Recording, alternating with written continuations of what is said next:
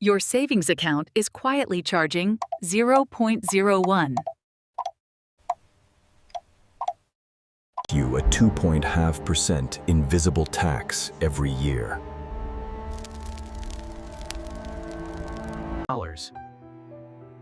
$1,000 at 0.5% interest earns you $5.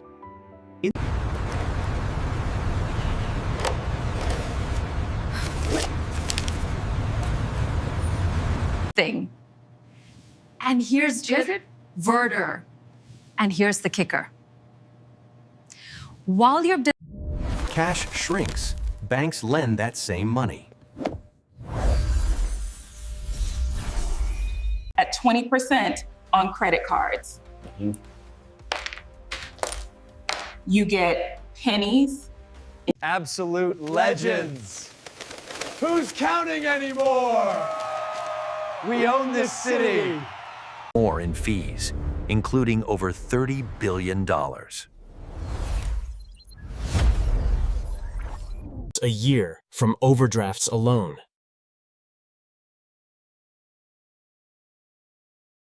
Stay with us. Me because in the next minute, I'll show it should pause dive Paris bar you how this wealth transfer works. Amber works and it. As we face rising inflation, the key is diversification, moving cash into these sectors. Let's start with the.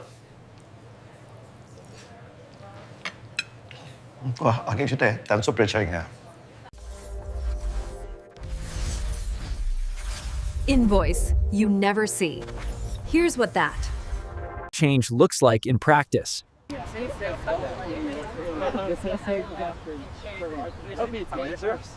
The invisible tax on your savings is the gap.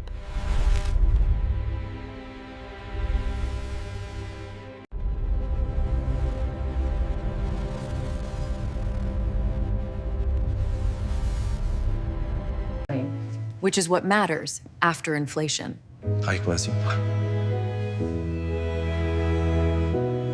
Takes. Let's break it down with real return.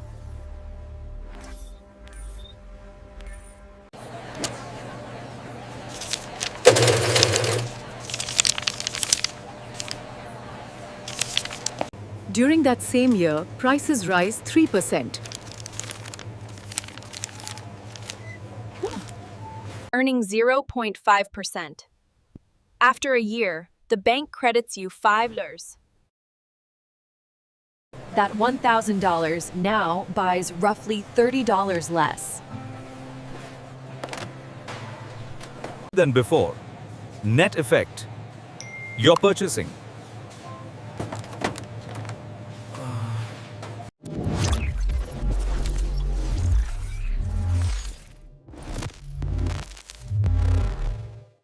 Your account went up, but what it can.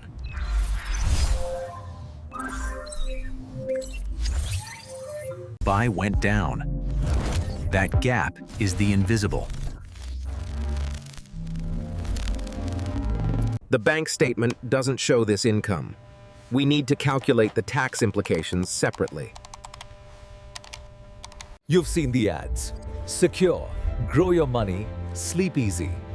The math tells us. Different story.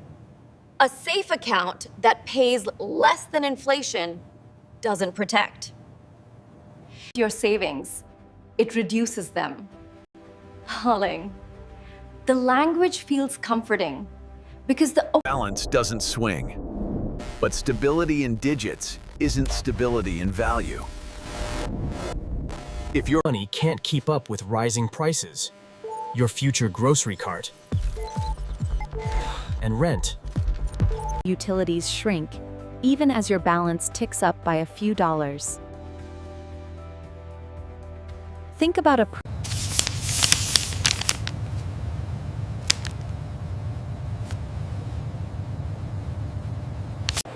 Groceries, gas, a phone bill, and a couple of small extras. Fast forward That same list cost you $1.30. Yeah, your account shows $1 a halfer. You can't get the same cart. Something Has to drop. Fewer items, cheaper substitutes, or a bill paid late. The receipt becomes a Happens often because bank savings rates lag inflation.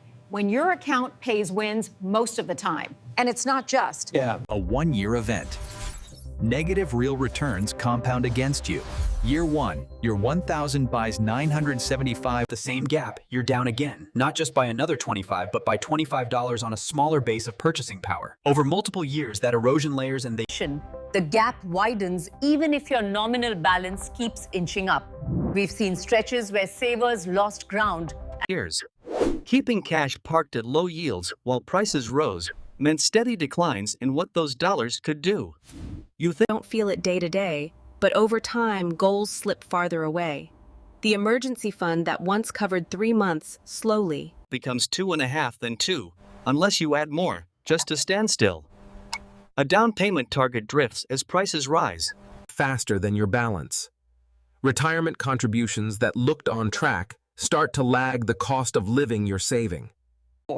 This is why the tax doesn't show up on a W-2 or a bill. It shows up in substitutions and trade-offs. You switch brands, trim subscriptions, delay repairs, or scale back plans, all while believing your money is safe because the Balance is stable.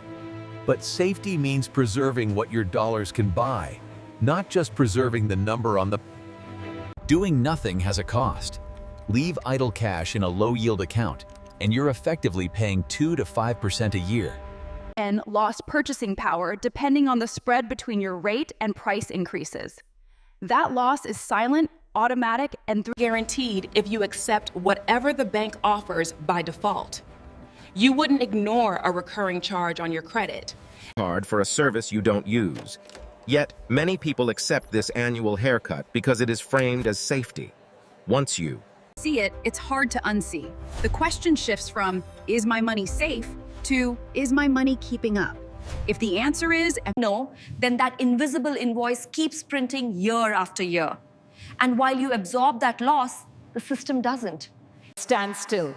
Your deposits are cheap funding, and the shortfall between what you earn and what others pay becomes a spread someone else collects.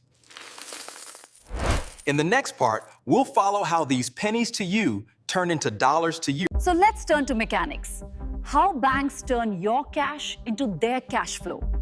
How can a bank pay you pennies and collect dollars from the same pool of money? The answer sits in the spread. Your deposit is the bank's cheapest. Funding.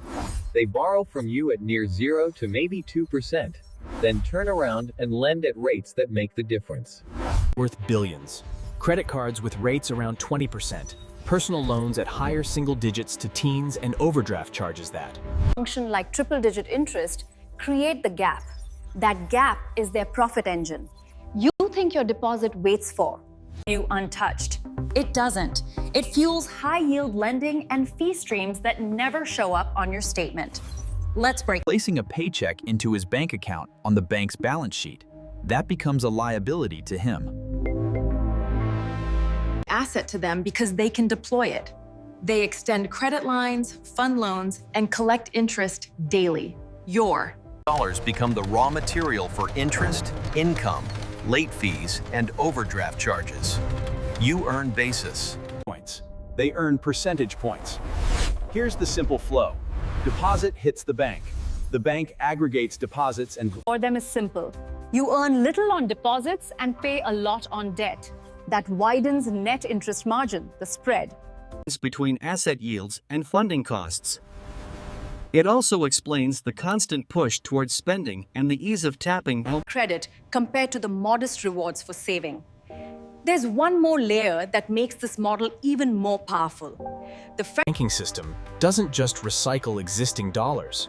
It expands them through lending and balance sheet. Entries that keep both the depositor and the borrower showing spendable balances.